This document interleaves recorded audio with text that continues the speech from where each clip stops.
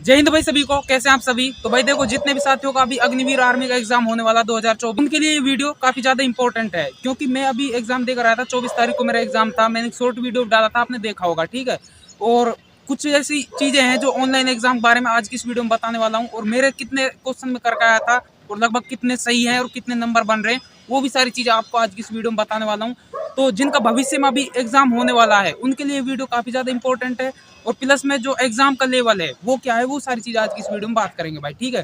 देखो, सबसे पहली चीज अगर बात करें मेरे कितने सही थे और मैं कितना एग्जाम में मतलब स्कोर करके आया था, तो मैंने मतलब शुरुआत में किया था तो 28% जो है मैंने बिल्कुल करेक्ट कर लिए थे, ठीक है। जो मतलब एक तरह से कि देखे और क्वेश्चन हल हो गया, ठीक है। उसके बाद मैं छोड़ता गया जिनमें मुझे लगा हाँ इसमें थोड़ा टाइम लगेगा। तो उसके बाद जैसे मैथ में रह गए थे 4-5 प्रश्न, तो मैं तो रीजनिंग में मेरा जो टारगेट था वो 20 में से 20 का था कि 20 में से 20 सही करने। लेकिन मेरा जो टारगेट है वो 20 में से 20 सही ना रहकर वो 20 में से 18 का रहेगा, ठीक है। एक जो क्वेश्चन है वो मैंने मैथ में छोड़ा था और एक क्वेश्चन रीजनिंग में छोड़ दिया था, ठीक है। 14 जो क्वेश्चन है मैथ के अंदर वो मेरे बिल्कुल करेक्ट थे। और एक क्वेश्चन था वो स्क्रीन पर मैं आपके लिए लगा रहा हूँ, क्योंकि ये क्वेश्चन मैं लिख कर लाया था अपने हाथ पर, क्योंकि मैं पूछना था किसी से कि इसका आंसर क्या होगा, क्योंकि वो मैंने कई तरह से उसमें तिकड़म लगाए थे मैथ के जितने भी लगते हैं, ठीक है। उसका जो मतलब आंसर है वो नहीं बन रहा था, तो इसलिए मैंने उसको छोड़ दिया था। और भाई देखो, जिस क्वेश्चन के बारे में आपको कुछ भी नॉलेज नहीं है ना, पता नहीं किसी के बारे में, वो आपको छोड़ना है, ठीक है। बिल्कुल भी उसमें रिस्क नहीं लेना है। अगर आपको लगता है कि हाँ ये मैंने कहीं पढ़ा है या फिर आपके माइंड में कुछ आता है, उस क्वेश्चन में आपको रिस्क लेने में फायदा है, ठीक है। तो मेरे जो है मतलब 33 प्रश्न जो है बिल्कुल करेक्ट हो गए थे। उसके बाद फिर मैंने जो मतलब कुछ ऐसे प्रश्न थे जिनके 2 ऑप्शन की है तो बिल्कुल भी नहीं है, और 2 ये इनमें से एक हो सकता है, तो ऐसे करके जो है मैंने 45 क्वेश्चन मेरे कर लिए थे और 5 क्वेश्चन में छोड़ कर आया था भाई, ठीक है। अब बात करें कि ऑनलाइन एग्जाम के समय आपको क्या क्या परेशानी हो सकती है और मतलब क्या क्या बातों का आपको ध्यान रखना है। देखो, सबसे पहली चीज तो आपकी आती है एंट्री। जैसे वहां पे आप इंटर करते हो अंदर एग्जाम सेंटर के अंदर, तो आपको देखो हाथ में घड़ी है या फिर चैन है, कोई अंगूठी है, किसी प्रकार जो भी मेटल की वस्तु है कोई भी आपको अलाउ नहीं होगी। जो मेरे सेंटर मेरे साथ हुआ था वो मैं आपको बता रहा हूँ। तो एक टी शर्ट आपको पहन कर जाना है आराम से, और मतलब शर्ट अगर आपके पास है जो नॉर्मल बटन होते हैं प्लास्टिक वाले वो आपकी चल जाएगी, लेकिन मेटल के अगर आपके बटन है तो बिल्कुल भी नहीं चलेगी भाई, ठीक है। आपको वहां से बाहर कर दिया जाएगा। और बाहर का मतलब ये नहीं कि एग्जाम सेंटर में घुसने ही नहीं दिया जाएगा, आपको एग्जाम नहीं देने दिया जाएगा। आपको शर्ट उतारनी पड़ेगी, उसके बाद आप इंटर कर सकते हो, ठीक है। और आपको आर्मी वाले भी वहां पर मिलेंगे। जो मैं गया था जिस सेंटर, 2 बंदे थे वहां पर आर्मी वाले, एक तो मतलब सूबेदार था और एक लेफ्टिनेंट था, ठीक है। तो आपको इस प्रकार से वहां पर जाना है और किसी भी प्रकार का कोई भी मेटल की वस्तु आपको नहीं पहन कर जानी है, ठीक है। और मोबाइल वगैरह बैग वैग आपके सब बाहर ही निकाल दिए जाएंगे, जैसे मतलब दुकान होती है आसपास में तो वहाँ पे आप जमा करवा सकते हो वो सारी चीज़ें, ठीक है। जैसे आप इंटर करते हो उसके बाद आपका जो एडमिट कार्ड है वो वेरीफाई होता है, मतलब वहाँ पे एक आर्मी वाला बैठा रहता है, वो आपको उसमें मोहर लगा कर देता है वेरीफाइड के, ठीक है। स्क्रीन पर आप देख लो, मैं स्क्रीनशॉट आपके लिए लगा दूंगा, ठीक है। उसके बाद जैसे आप अंदर जाते हो उसके बाद आपको थोड़ा चेक करते हैं कि वो आपके पास कोई ऐसा मतलब चीटिंग के लिए कोई सामान वगैरह तो नहीं है। और सबसे बड़ी रिस्क आप खुद हो, ठीक है। अगर आप कोई किसी भी प्रकार का कोई चीटिंग की सामग्री लेकर जाते हो, आप अगर पकड़ में आते हो बाद में तो आपको दिक्कत हो सकती है भाई, ठीक है।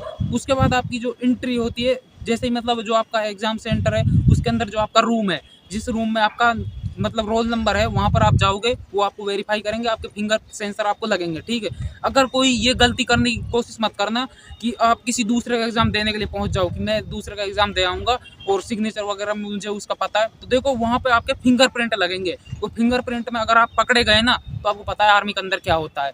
वो आपको अच्छी मतलब आपकी जो खातिर पानी है ना वो वाली कर देंगे वहां पर जाकर, ठीक है।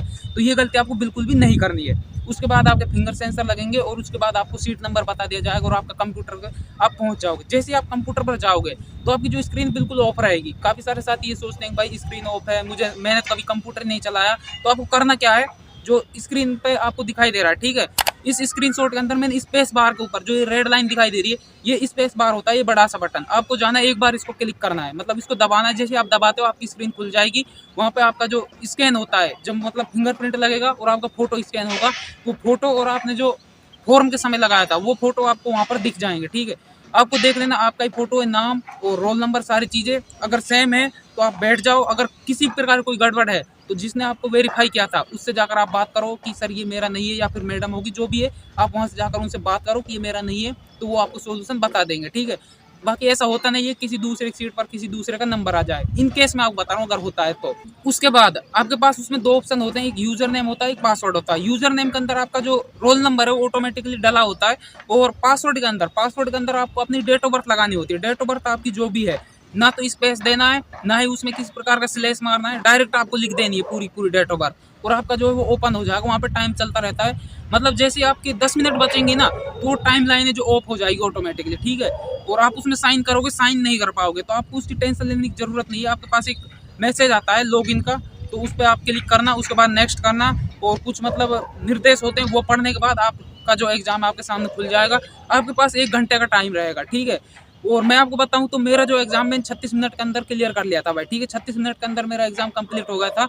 और सबमिट का ऑप्शन तब तक नहीं खुलता जब तक वो मतलब पूरा क्लियर नहीं हो जाता। और जैसे ही आपका टाइम पूरा होता है, आपका जो एग्जाम ऑटोमेटिकली ऑफ हो जाएगा। टाइम को आपका विशेष ध्यान रखना है, जो स्क्रीन है ऊपर उस पर टाइम चलता रहता है, कितना टाइम अभी आपके पास बचा हुआ है, तो वो सारी चीज़ें आपको अच्छे से ध्यान में रखनी है।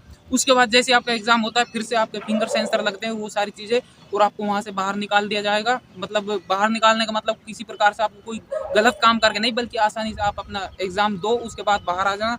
और किसी प्रकार स्ट्रेस आपको एग्जाम के समय नहीं लेना है। लेवल की अगर बात करें तो एग्जाम लेवल में बस जो साइंस है उसका एग्जाम लेवल थोड़ा मतलब नेक्स्ट लेवल है, कि साइंस जो आप पढ़कर जा रहे हो वो आपको शायद ना मिले, क्योंकि जो मेरा जो एग्जाम था उसमें पूछा गया था यीस्ट, मुकुलन, ब्रायोफाइटा, इन सब चीज़ों के बारे में पूछा गया था। ह्यूमन साइंस उसमें नहीं थी। लेंस, दर्पण, किरण, विकिरण कुछ भी नहीं था, एक भी प्रश्न उसमें नहीं था। मैथ की अगर बात करें, मैथ का लेवल बिल्कुल नॉर्मल है, आप 15 में से 15 करके आ सकते हो। लेकिन जो मैंने एक छोड़ा था वो काफ़ी ज़्यादा, मैं बता रहा था आपको, मैंने काफ़ी ज़्यादा उसमें लगाए थे अपने, जो भी कुछ लगा मुझसे, लेकिन वो फिर भी उसका आंसर नहीं आया। जीके की अगर बात करें तो जीके में आपको करंट अफेयर से क्वेश्चन मिलेंगे भाई, ठीक है। मुख्यमंत्री, राज्यपाल, इनके जो है आपको क्वेश्चन मिल सकते हैं। मेरा जो था उसमें छत्तीसगढ़ का मुख्यमंत्री पूछा गया था, ठीक है। और बात आती है रीजनिंग की, रीजनिंग आपकी नॉर्मल है भाई, ठीक है। रीजनिंग में आप 5 में से 5 करके आ सकते हो अगर आपने अच्छे से पढ़ा। एक क्वेश्चन जो मेरा रहा था रीजनिंग के अंदर, वो आ रहा था मेरे को, लेकिन वहाँ पे मेरे से नहीं हुआ। और जैसे ही बस में आए, वहाँ पर जैसे निकले थे एग्जाम सेंटर से, तो वो मेरे ध्यान में आ गया था भाई।